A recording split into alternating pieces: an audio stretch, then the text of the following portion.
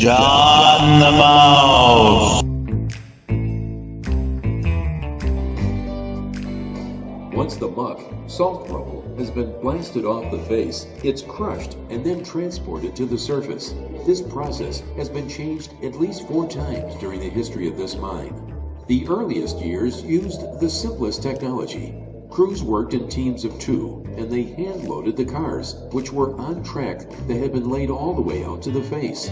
It took about an hour to load one 3.5-ton car. Then the car was hauled by electric locomotive to the skip or hoist, where each individual car was turned in a rotary dump, which channeled the salt into the skip's 4-ton bucket to be hauled topside. Around 1940, the Kerry Salt Company bought a joy loader, partly in response to the shortening labor supply due to World War II. Instead of having to lay rails to the newly blasted muck, the joy loader brought the salt to the track. This loader had arms that swept up the salt off the mine floor and conveyed it into a trolley car. As soon as the trolley was filled, it transported the salt to the track and dumped it into the waiting cars to move it to the hoist. One or more loading stations could be in operation for months before the mine face moved far enough where the loading station had to move as well. This cut down labor. All hand loading stopped at this point, and workers either switched tasks or left the company. In 1950, the Kerry Company bought a Doty pit-type crusher and established an underground crushing station that reduced salt to about the size of a softball. Then it was conveyed to rail cars and hauled up the skip. In 1983, the mine abandoned the rail system altogether and began transporting the salt with a conveyor belt line. The joy loader and trolley cars have been replaced by load haul dump vehicles, or LHDs, which are fueled by soy diesel and can haul 6 cubic yards of salt in their front-loading buckets.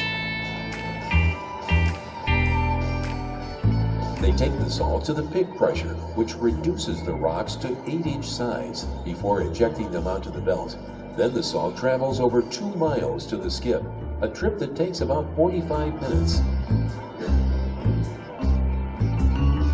Near the shaft is another crusher, which breaks the salt into gravel-sized pieces.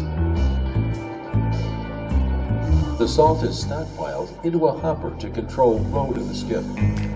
Each bucket on the skip holds 4 tons of salt and operates continuously when not transporting people.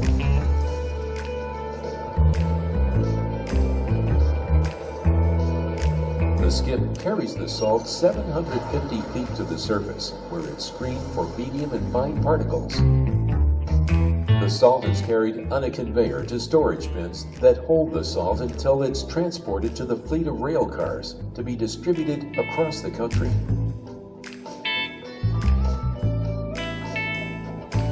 The fine, which takes the form of a soft powder, is treated in much the same way as the coarser salt, but before it's placed in a truck or rail car, it is kiln-dried in a rotary kiln at over 150 degrees Fahrenheit to remove all moisture and to reduce caking. Another way to reduce caking is to add chemicals such as stearic acid. The fine is not food grade, but is used in animal feed. In 1969, the Kerry Salt Company constructed a new storage shed. Salt harvested in the summer awaits winter demand in this shed.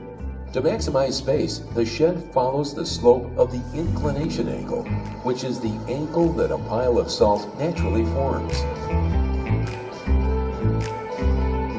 The building holds 100,000 tons of salt.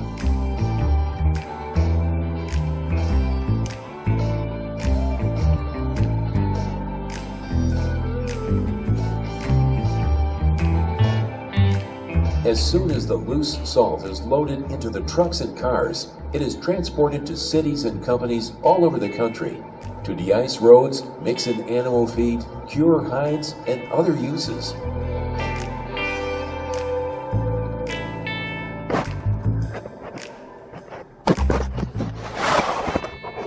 Thank you for watching my video.